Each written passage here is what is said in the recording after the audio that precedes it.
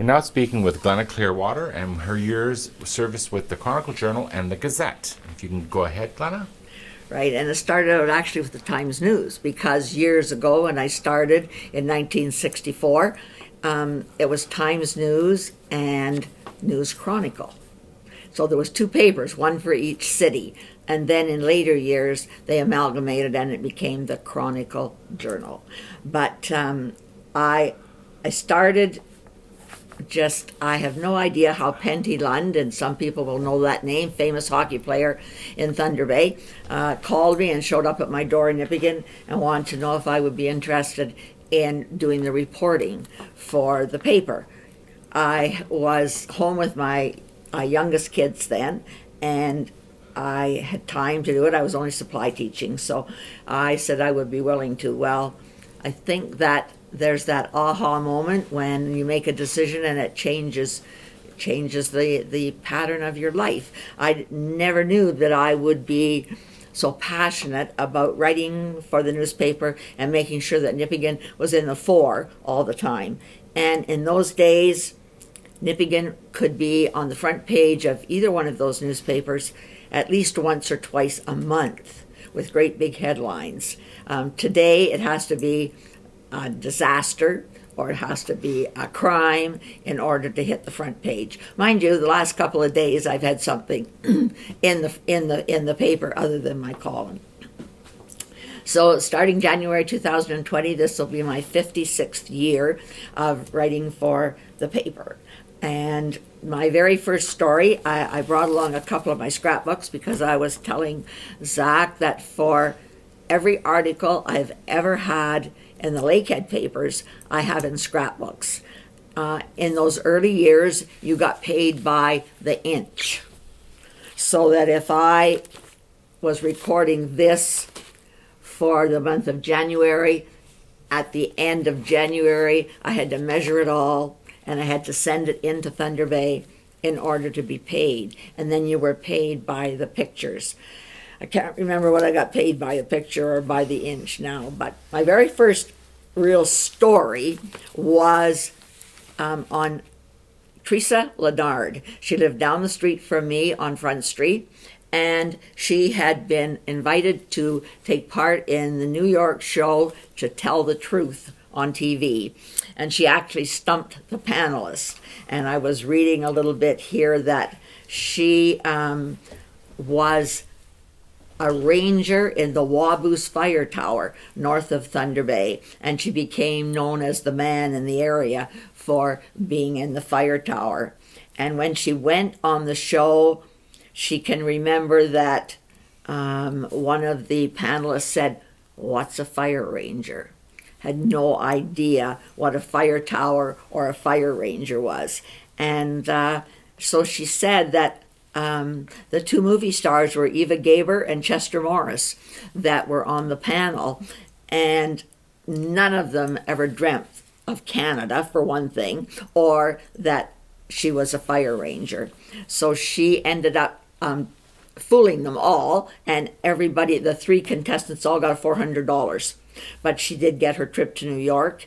And then, of course, the weather turned bad and they got delayed. So she was telling about the taxis and the service that you got in New York, and it was flabbergasting for her because even if the guy just opened the door for you, he expected a tip. And, of course, she would not be of that mindset coming from Northwestern Ontario. So as I started to go, I found I had to go to a lot of meetings. I would just drop in sometimes to a meeting in order to record myself what was taking place. And it was everything from, on this page, to the Parent-Teacher Association. And they were discussing, let your kid do his own homework. Oh, things have changed a little bit now. I have Mary Jane Da Silva with her New Year's baby. And I think I've got every New Year's baby just about since then. And they were always given, things by the community. But I always had a camera. I was given a camera as a child, and I took to taking pictures of everything and anything all the time. So I started out thinking I'm going to be a reporter, but then I found that people want pictures to go along with it. So then I was taking pictures all the time. So I would be at the curling, I would be at the hockey, I would be outside. There's a picture here of my own kids grew up in the newspaper because the snowbank was so high and the kids were so tiny that that snowbank in front of George Heald's house was attractive enough to get in the paper. And I made sure that I took close-up pictures. I didn't like taking a great big group. 4 to 6 people would be maximum because the Thunder Bay paper did not like stand-up and shoot-'em pictures. They wanted close-ups. So this picture of many people would be a rare one that I would take because I was always looking for facial expressions or the odd thing that they do. And I still do that. There's one here of Mary Jo with her fancy hat on, and it captures your imagination because you see the dots on her hat. I would have the scouts doing something or the guides doing something. I always covered the brownies, the cubs, the girl guides, and the scouts, of course. And I can remember in those days, people like Gary Cooper, who was one of the OPP and likely had first aid training, would come to those groups and teach the children things. So I made sure every time there was an opportunity like that, I took a picture. When you have your camera with you all the time, you make stories. You don't think about going out with the kids and there's going to be a story, but then some little thing happens and you make a story out of it. Lots of headlines. And unfortunately, I was saying to Zach that I folded them over so the page could not be laminated.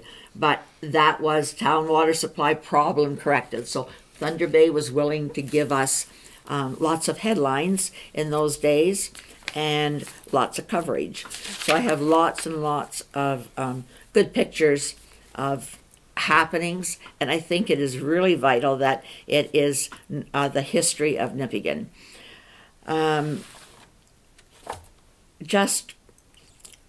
I think today, how did I find the time to do as much as I did? I would try to go to a meeting if I could. I would only stay for a little while maybe so I could get the gist of what was going on. And then I would create or I would phone somebody to find out the rest of the information for the meeting.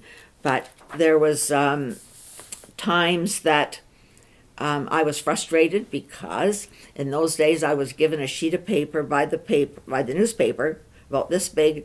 I had to handwrite it. It had to be spaced. You could only have so many words on a page, and it took hours sometimes to handwrite. I'm surprised I didn't get carpal tunnel because I hand wrote so much. Later on, I used a typewriter, and again, you were limited to the spacing of the words and the number of words on a page. Then it was folded and put into a special envelope provided by the newspaper, and it would be mailed. So the story that I would do today might not get in the newspaper for a week. So sometimes I was thinking this is old news compared to today. Then my films, I had to buy my own film. I had a box camera, Brownie box camera that I started with, and I would put the film in a container, wrap it up, put it in that envelope and make sure that it didn't break the envelope, and either send it by mail or later on Charlie Swajla, who was a taxi driver, used to bring the newspapers down. So he would take my information up to the Times News or the Chronicle Journal, as it is, and drop it off. And that made it speed up a little bit. But I also learned to develop my own films. I used my sauna as a darkroom and would develop the films, which were only black and white. And then I knew if the pictures turned out or not, because when you don't know compared to the digital of today, you would be taking 5 pictures of the same scene to make sure that one of the pictures turned out well. Either somebody had their eyes closed, somebody was looking sideways, somebody was frowning. You were trying to get the best shot. So you were taking a lot of pictures at that time. And I just think that the way the news has progressed isn't as good as it was in those days. I could get almost anything in the newspaper in those days, as long as I had a little story. Cut lines, of course, are the main thing. On this page, it's mostly cut lines under the picture. And that's what people want to see. People didn't want to spend time reading a great big long report unless it was something controversy.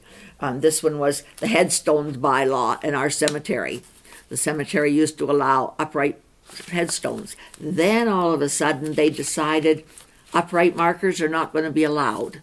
And they only wanted to have flat markers in the cemetery. And that went on for quite a few years. And then there was a few people came along and said, what cemetery only has flat markers? We want the uprights back again. And so that was changed and upright ones are allowed again. So, but I think it made for easier maintenance of the cemetery when they were flat. So there's all kinds of things, from the tourism to the fishing to the golfing, whatever. I attended a lot of things. I'm sure that I didn't get paid for the mileage that I put on my car. And I didn't get paid maybe for the hours that I would spend writing up things. I think that you kind of forget that. You just see it in the paper and say, oh, there's 4 pictures that Glena took. And you don't think about the time that I had to go there or to have it taken. But I guess I enjoyed it because I'm still at it today. And when I look back at all of the history that Nipigon has, I would think that pretty well 75% of the people who lived in town have had their picture in the paper at one time or another. Because I always had my camera with me, I thought nothing of snapping pictures. I didn't have to worry about saying to somebody, can I have your picture in the paper? Can I put it in the paper? Do you mind if I take your picture? Because we know today that with social media, that doesn't happen. I have to have a release form signed by every kid in the school whose picture I take and want to put in the paper. So I look back to see some of the other things that were covered in here. Everything from the building of the plywood mill, expanding, of the plywood mill. And I was surprised at how many buildings have been built that I had covered while I was here. I think that I covered stories from things like the ambulance to Domtar to the tourist center to hockey skating, handicap guild, the horticulture society, and then the council meetings. I still go to council meetings. But if you knew Reeve Waghorn in those days, some of the meetings lasted until 11:30 at night, and I can remember going to a couple that were there till midnight. That was blow the councillors today away, because if they're there past 9:30, they're getting antsy. So I don't know if there was a lot more things to discuss, and I wouldn't think there was in those days compared to today, but they were there for a long time. So Reeve Waghorn didn't really like the fact that I was there recording things. So after I would go home and handwrite out that council meeting, I would go down the next day and get Mr. Wheeler to proof it. And he would read it through and circle anything I needed to change. So, we always thought it had been done right. Well, it would appear in the paper, and that night Mr. Waghorn would be at my door with the article cut out of the paper and red circles around everything that he thought needed to be corrected. And he often wanted me to put in a retraction. But you and I know people don't read retractions. They read the first article in the paper and they don't go looking the next day to see if there's corrections. So I think that was a test of the politics in those days. It was only town politics, but it could get quite involved. And some of the issues that they dealt with were pretty serious for a small town. And in those days, it was elections every 2 years. So the council was changing all the time. And they always hoped that, say, 2 people stayed on and then 2 new people would be elected. And sometimes it was a brand new council. Other times it was everybody got back in again. But I covered other politics. I mean, Jack Stokes and Gilles Pouliot were very prominent in their day, but Donald C. MacDonald was the provincial leader of the NDP, and I remember going to Lillian Walter's house to take a picture of him there because he was meeting with those NDP ladies, and that was Lillian, Ava Larson, Gwen Nyman, diehard NDP people, and very, very active in that political scene. I covered everything from track and field to organizations to birthday parties. Can you imagine that you could put in the newspaper in those days that there was a birthday party? Here's a party here at the Baptist Mission Church they had. So you put down whose birthday it was and who attended it. Then you could put in who came home for holidays in the summertime or at Christmas, and you could list the names of the people, and it would be in the newspaper. I just think that elections were a big issue, and they would often make the headline. Here is a one that has the headline of the paper on it, and it was the Daily, I didn't realize, Daily Times Journal in those days. That's a parade in front of the old hospital, but I've forgotten that it was there. So at one time I was writing for both newspapers, and I would just put the same article in, but I would change the words a little bit. I would try and take, say, 5 pictures and use 2 different pictures of the same event so that no one could say that I was just using the same photo over and over again. Chamber of Commerce was very active in those days. I have a picture here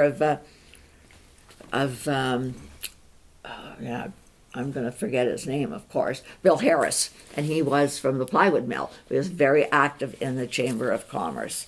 And lots of people were worried about tourism in those days. We're still talking tourism today, but it was a big topic in those days. So my books from the 64 to 1974, lots of curling, of course.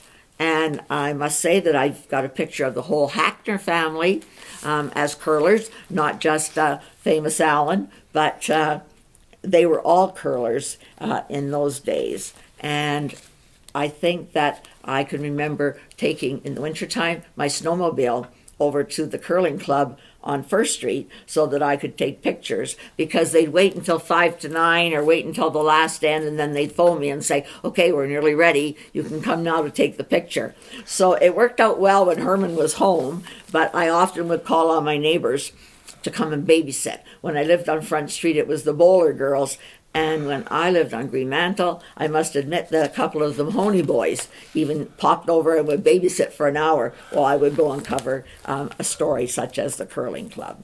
But some of the things I liked to do were stories on different kinds of people. And Sam DeCento was an older man who lived down on Newton Street. And he was very elderly, but there he was chopping wood all the time. So I just think it made a neat story, because at 96 years old, he was still out there chopping wood. And we have 90-year-olds now who are still driving and are very fit. But in those days, it was a rare thing. Kids on all of my stories. I've got lots of kids as well. And as today, those are the ones that sell the papers. If you can have the kids in and have their names in the paper, you know the family is going to buy one of the newspapers. So I'm going to wind down a little bit and take a breath and get a drink, and then I'll do a little bit more. Okay, we'll continue with Glena and the Chronicle Journal and the Gazette. And he keeps forgetting the Times News, too. Daily Times News is what we found out. But anyway, I had written lots of notes just to remind myself of some of the things that went on. And I was thinking of all the construction, of new construction in those last 50 years. And I would think that when I moved to Greenmantle Drive, Greenmantle School was just being built. So it would have been one of the first things that I remember being built. And then, of course, they renovated George O'Neill a couple of times, and they added on to St. Edward's before they built the new St. Edward's School. no, they didn't build it. They renovated Greenmantle School to become St. Edward's School. And that's an interesting piece of history because a lot of people will not realize that that was first Greenmantle School, and it only had classes from JK to grade 2, and it was like one family at that school. Gwen Nyman and I often comment about what a family feeling it was, because if something exciting happened in one class, the whole school shut down and we all got together to see what was going on. And the biggest one we always remember was when one of the Thompson girls and her husband brought a live alligator. And he was a huge thing on the gym floor, and every kid in the school got to pet that live alligator. And so that's the kind of thing that the whole school could participate in. Or we had the participation times that you go outside and we'd have the whole schoolyard chalked up and everybody would be hopping across the whole schoolyard as a participation thing. So the school being next door to me, of course, got lots of publicity too. But I would take my class out to watch construction. And one of the big ones was the M&R building, which is now Ontario Service Centre. And it was being built by Tom Jones. So I'd take my whole class, we'd walk down the back lane, and we'd stand along the lot line and watch the big machines and everything there. And then one day Tom Jones called the school board, who called Brian Davis, who was the principal, who then called me and said, Tom Jones doesn't want you on that property anymore. So I was a little bit miffed. So from then on, we stood on the back lane and watched the machinery take place there. But it was interesting because in later years, the kids all went to the M&R building to see all of the stuffed animals and to see what went on there. But we watched the hospital. Oh, first of all, I watched the hospital addition be built. Gladys Gordon was the administrator in those days, and then the new hospital was built. The first ambulance garage, it wasn't a very big building, it just housed that little ambulance to keep it out of the weather at the old hospital. But I was covering the ambulance building, the Jackson Hughes Clinic, the Elks Hall, of course, after the fire, the Legion when they expanded, the Clark Motors going to Donnie Evans' garage, and then to Max Milk. They were all renovated each time. And of course, after the museum burned, then the renovation of this building into the museum. The new library in the town office. The library was built 1967 as a centennial project, and it was located in the old Bell telephone building. And it was renovated totally in those years to a new library. And then when that library closed down, of course, the new one was built. The worst demo, I guess, would be the high feelings when the CPR station was torn down. We had an SOS committee, Save Our Station committee, headed by Ethel Douglas and Anita Lang, to save the station and turn it into something else. But that never happened. And so it was one of the sad days when that was torn down. Also being built, of course, would be the Dorian Public School, because I often went to Dorian to cover things. So I went to Cameron Falls to cover stories once in a while. St. Hilary's School, Red Rock Public School were built. Carl Hertz had the restaurant and motel. He had the Husky, but across the road he built that tall kind of motel with the restaurant in the bottom. And I remember going there and taking my kids with me again so that we could cover the story there. And then, of course, the Shell station used to be run by Roy Cross, and my husband remembers that in the garage it was a do-it-yourself thing. You could pay him and you could take your car there and do some work on it just by paying for the use of the garage, which is too bad doesn't happen today. But demolition of the Nipigon River Motel, the Esso station, the Gulf came down and was rebuilt into the Petro, the old Canadian Tire after the fire was torn down, Lakehead Freightways beside the Legion, and then of course the old police station was changed from the one on Newton Street and became a house to the one on the highway, and then later The one today was built right beside. So there's been 3 police stations for the OPP, but in those early years, the Nipigon police station would have been on First Street, and it became the doctor's office for Dr. Summerly, and is now Flying Post. And by the time another year goes by, Flying Post will have a new building out on the highway. So lots of buildings that have been around for a lot of years have been renovated and renovated. But I saw the building of the New United Church, the Baptist Church, the Jehovah's Witness. That was an amazing one. I had a tour of that weekend. That whole church was built in 5 days, with volunteers from right across Canada coming to take part. And I remember those ladies cooking and cooking and cooking so they could feed all of the workers there. It was a pretty interesting concept of seeing a building well built go up pretty quickly. Of course, the Zechner's renovated a couple of times. Tim Hortons was built. Saunders, after the fire, he had his business around the corner in a little building behind the OV until he could come back into the store. And that fire had the drugstore relocate to its present location. But the Parks Canada building was a renovation, new addition to the post office. The old United Church became the hydro office, Nipigon hydro office. Then it became the Gazette, and then it housed the chiropractor, and now it has become an apartment building. I think that accidents that Dentist office, the old hydro building. Miko was downstairs. Oh, I forgot about that. I forgot that he was Dr. down there, Miko. Dr. Miko. Sorry, Zach adding a little bit to it there, in that old building. You're That was right. his first office. Oh, right. That was his first office, and then he built the building that is now the insurance office. Ah, right. Of course, the part that was not always the nicest to cover were the accidents. They often involve families locally. They involve children. There are often deaths in the cars and the vans and the trucks. And I always tried to get as close as I could without getting in the way of the police, or say the tow truck driver, that type of thing, the ambulances. But there was trucks, the one hung over the edge of the Nipigon River Bridge. It was on a railing. The guy was not paying attention and his truck was hanging up there.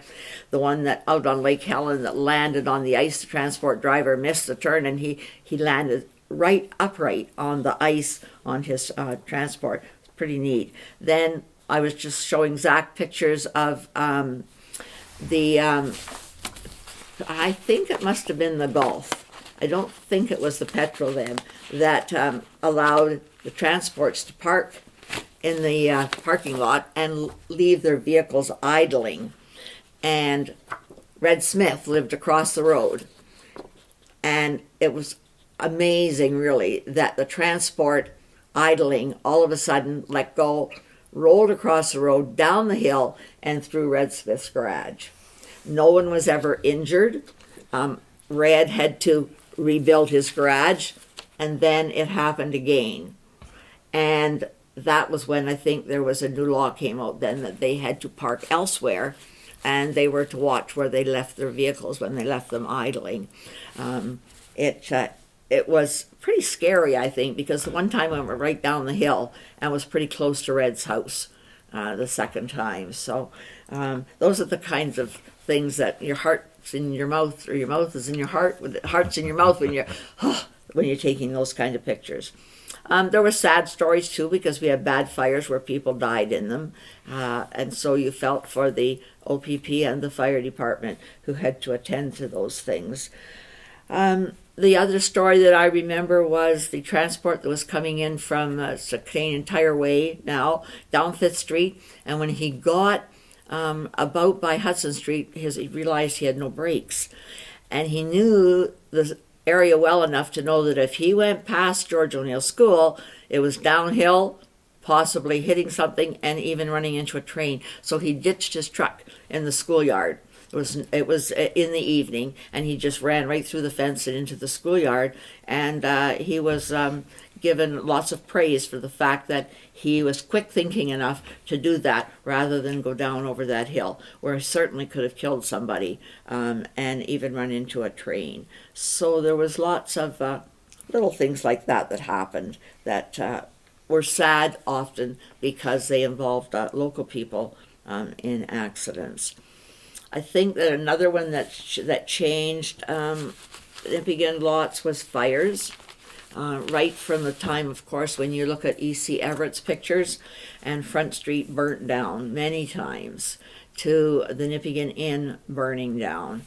And in later years, there would be the fire at the Dorian Hotel, the Red Rock Hotel, the fire up at McDermott that went as far as Beardmore that one summer.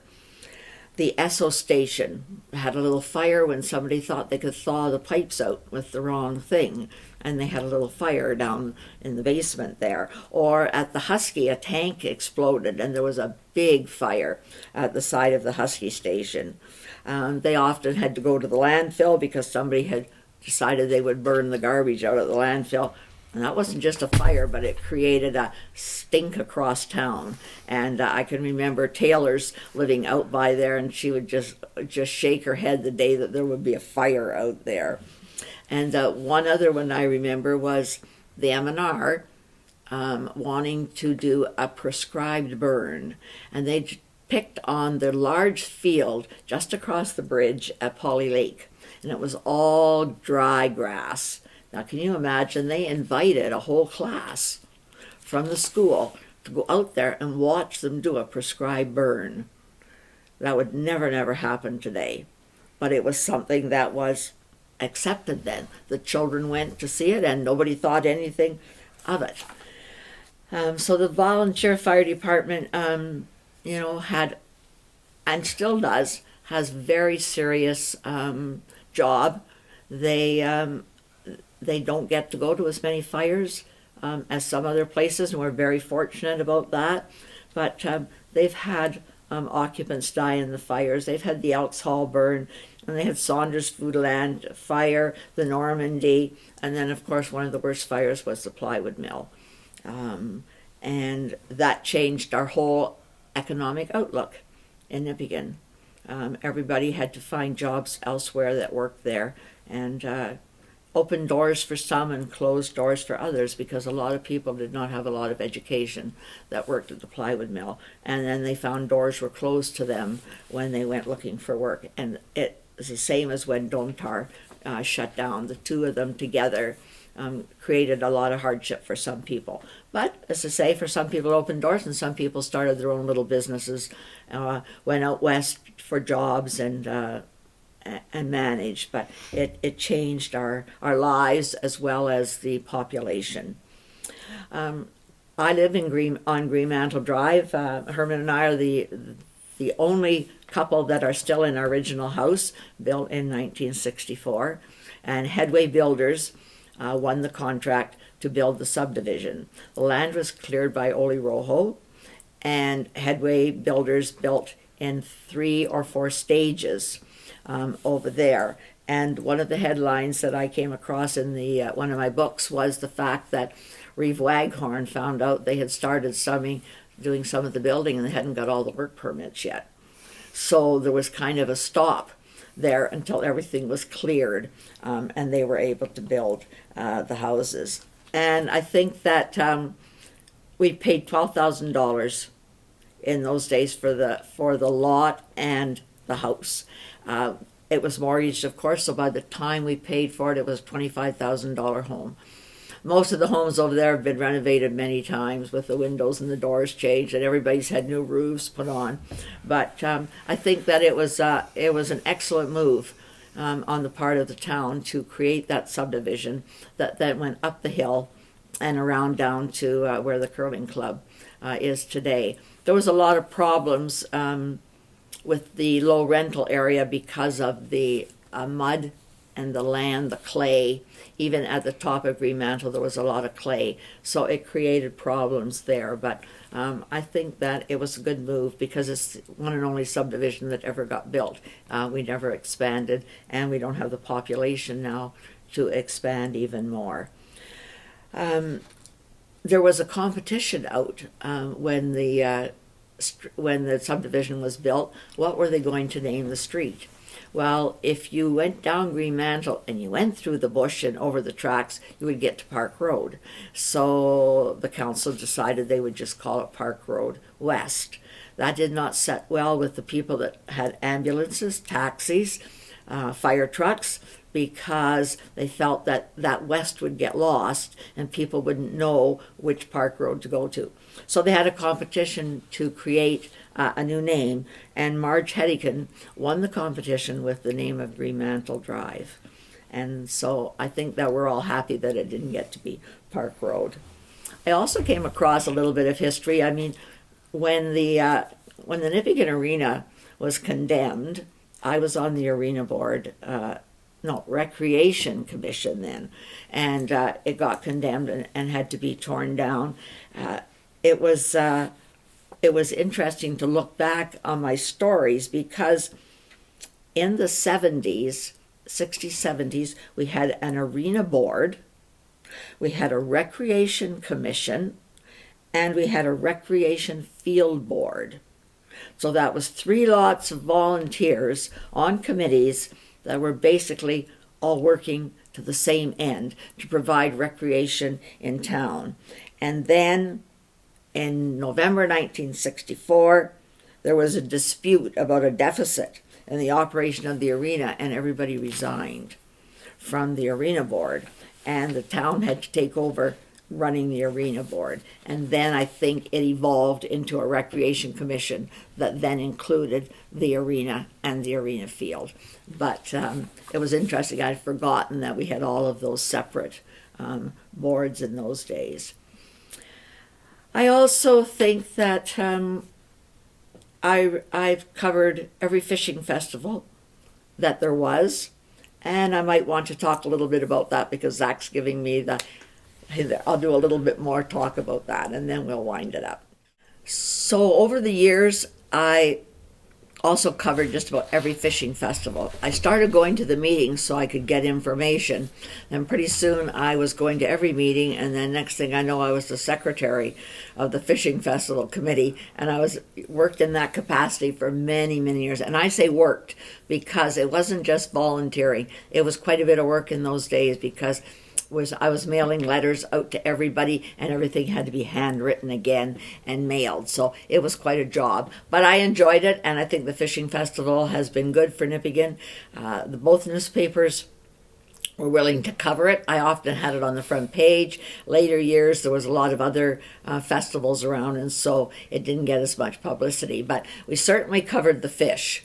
Fish were the big thing in those days. And I took pictures at the chalet and at Bob Matchett's Hillside Acres because they catered to tourists who came and often had big fish that they would like to have recorded in the paper.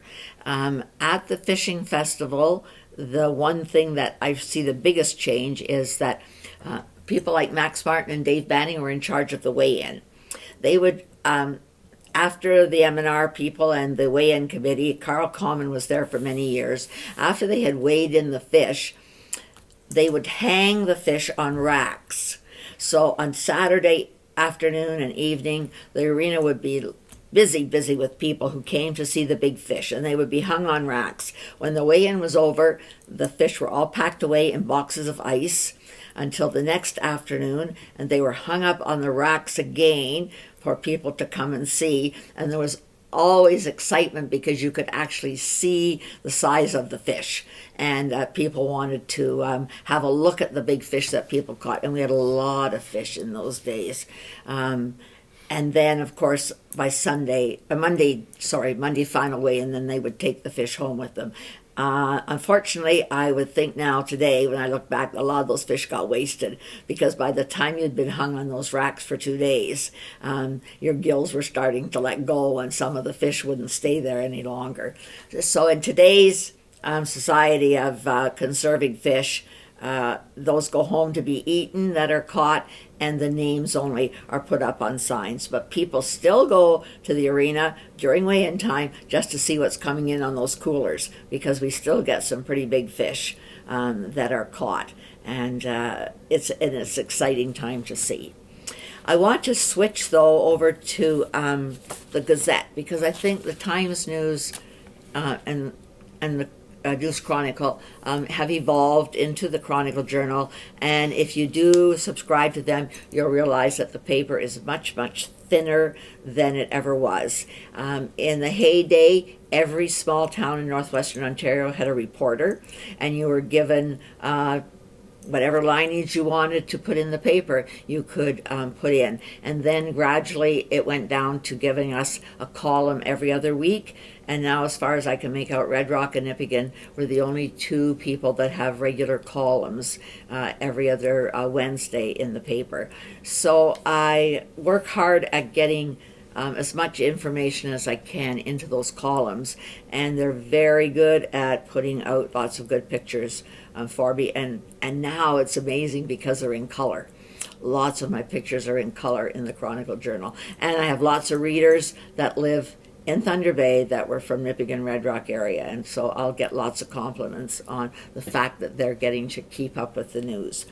But the Nipigon Gazette is the one now that is our main paper. It's a weekly paper, so it has to cover a lot of things in a week. But I do have a little bit of information that I had written down. This is some time ago that Cy Copps started the first newspaper, weekly paper, in the 50s here. And when he closed out and went to Thunder Bay to work for another newspaper, in 1960, the North Shore Sentinel was started by Chuck McQuad. And he operated on Front Street, and the contributors in those days included Marion Lake from Cameron Falls, lots of people from Schreiber, Red Rock, and Nipigon. In 1962, I've got that W.H. Bissett was a business manager, and it's a person I do not remember. In 1963, it became the Nipigon News, all one word, and Ole Verkamaki was operating out of his home on land behind the old St. Ed's school, and his wife was a Sallow, and so they were in the Nick Sallow home there, and people often called it the chicken coop, where he had his business. And it was published each week, and it was given free to everybody. And then he had articles in Finn because he was a Finlander, and pictures were contributed by Dale Anderchuk, Carlo Cardarello from Red Rock, and Arestocco did the teen news in those days. And then in December 1964, the council decided that he could no longer work from his home. If he wanted to run the business, he had to move it or close it. So he closed it, and he moved to Toronto.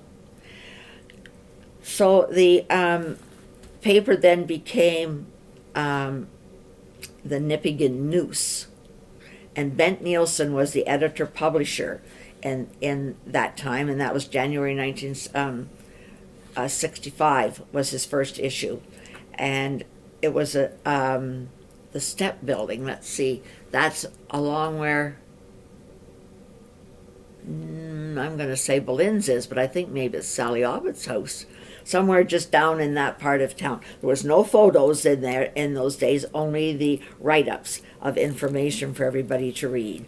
In November 1963, it took on the Nipigon Gazette, published by Patricia Nielsen, and it was $5 for a year subscription, and it started seeing photos late in 1974, early 75, and that came out of the Riverview Street, the former, I'm going to say Riverview Street, but I'm going to say behind the museum in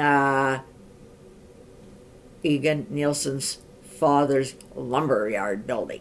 Then it became part of the Gazette, and it was owned by Guy Hansen. 1975 was Brian Johnson, was a manager editor.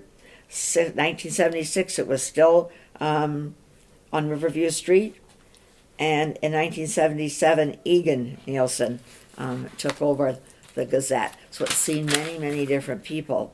In 1978, Mary Gordon moved to town and she took over. And Laurentian Publishing did the paper, and one of her advertising workers was Marty Sisk, who now lives down in the States. And then in 1982, Mary moved to Sudbury. But in that time, the Gazette changed to a building that is now a parking lot beside the Legion. There was a building over there, and they had the Gazette in that building. Millie Barrett was a publisher, and Mary Mello, M-E-L-O, was a production manager. But Mary moved from the lumberyard over. Oh, it was a building beside the Nipigon Service Garage. That's what it was. Gerlach Service Garage was there, and there was a little building beside it. Then Beth DeChico, Sandy Coet, Linda Harbinson, they were involved in the paper. And Beth later left and started her own newspaper. In 1987, the paper was on, I'm going to get right straight, down from the post office, which was the Hydro Building, and then it became the Gazette. But Selah Young, Sandy Coet, Linda Harbinson, and Kathy Lucky were running the paper then. In the fall of 87, Sandy Harbinson was the editor-manager with those people. And Darlene Walbier actually helped at the paper as well. Sandy did the reporting and lots of photos. In 88, it changed hands again, and Frank Rupnick, I remember him, was a news editor. He didn't stay here very long, but he was around for a while. Faith Roseborough worked there for a while in the office, and the notes I've got. Susan McDonald was the editor. Clara Dupuy worked in the office of the Gazette. Sandy Harbinson was a publisher. Patty Fitzgerald, who still lives in town, she was a news editor then. Monta Kerr, she did the teens.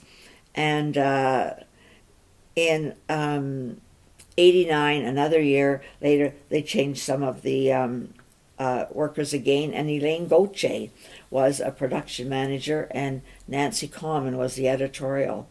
In 1990, Greg Giddens was a reporter for there, and he is now, I'm going to say a big shot. He's one of those I refer to at the Chronicle Journal. He moved up to Thunder Bay, and he's worked for them for many years. Him and I will often laugh about some of the photos that he took in those days.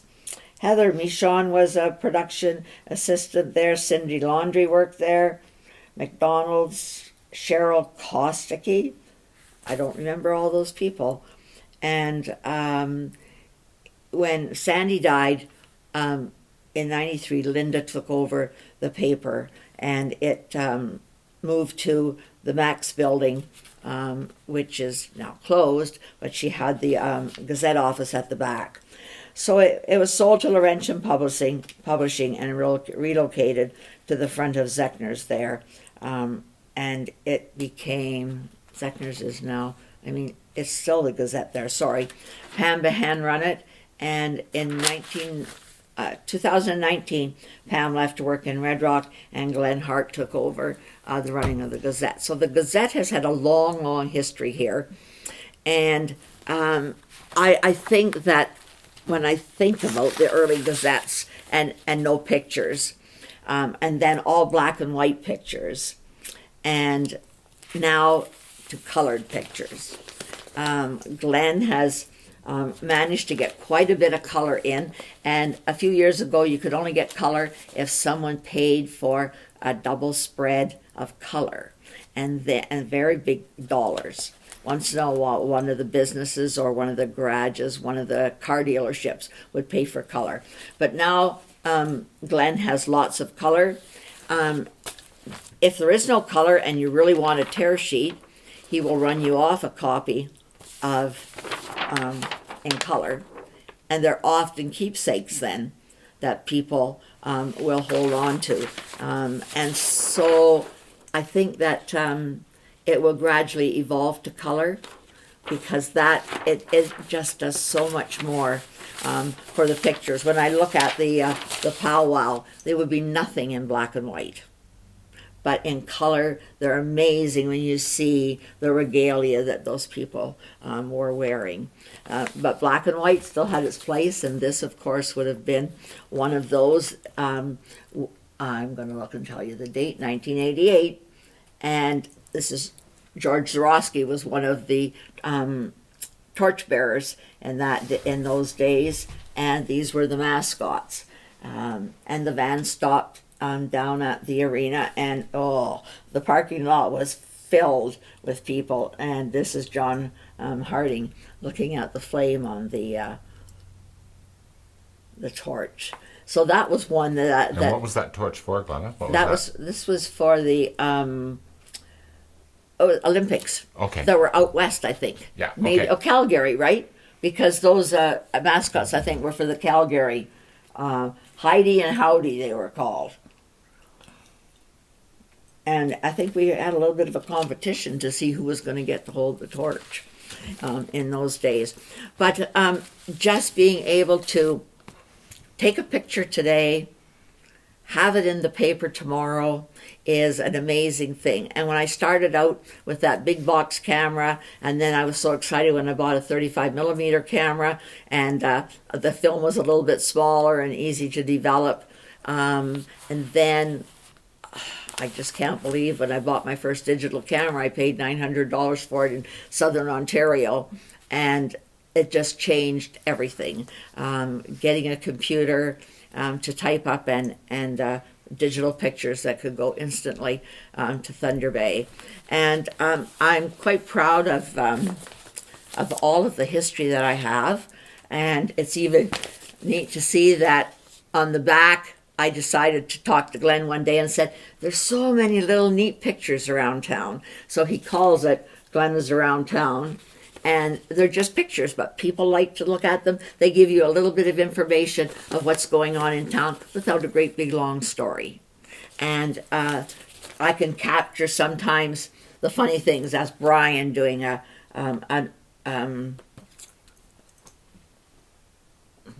silent auction there. Or all those transports, trying to get in Tim Hortons one night. I went out there and I could not believe the trucks that are piled up. So we get lots of little fun things then that can be published there.